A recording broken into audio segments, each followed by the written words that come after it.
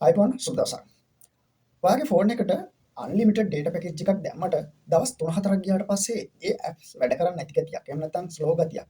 Internet speed එකේ අඩු ගතියක් දැනෙනවද? එහෙනම් මේ වීඩියෝ එක ඉවර වෙනකම් බලන්න. ඒකට විසඳුම මම කියලා දෙන්නම්. ඔව්. මේකට හේතු ප්‍රධාන කාරණා තුනක් බලපානවා.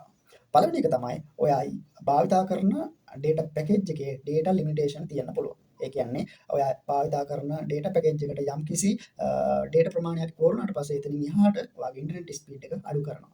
මේ පිළිබඳව දැනගෙන ඔයාගේ ඩේටා පැකේජ් එක තෝරගන්න. අංක දෙක තමයි ඔයාගේ ජංගම දුරකථනයේ මේ වන විට anytime data 0 නම් ඒ කියන්නේ කිසිම anytime data එකක්වත් ඉතුරු වෙලා නැත්නම් ඔයාගේ unlimited data package එක සමහර විට වැඩ කරන්නේ නැති වෙන්න පුළුවන්. ඒකට හේතුව background application running කියන්නේ ඒ application එක නැත්නම් මෘදුකාංගයේ app එක run වෙන්නේ යම්කිසි data ප්‍රමාණයක් අවශ්‍ය වන නිසා. එතකොට වැඩ කරන්න තියෙන්නේ වෙනම ඔයාට anytime data නැත්නම් unlimited data package එකට අමතරව anytime data පොඩි ප්‍රමාණයක් හරි රීලෝඩ් කරලා ඔයාගේ ෆෝන් එකට දාගන්න වෙනවා. එතකොට නැවත වර unlimited data packages වැඩ කරනවා.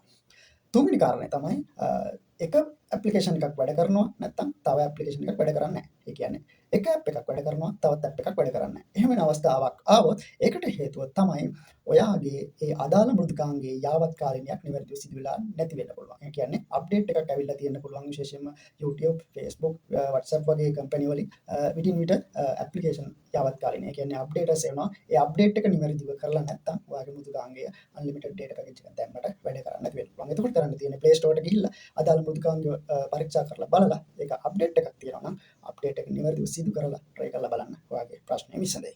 එහෙමනම් මේ වීඩියෝ එක වැදගත් කියලා හිතනවා නම් අපිව like කරන්න, ප්‍රශ්නයක් තියෙනවා නම් කමෙන්ට් කරන්න, ඔයාගේ යාළුවන්ට බලන්න මේ වීඩියෝ එක share කරන්න කියලා ඉල්ලා සිටිනවා. බොහොම ස්තුතියි.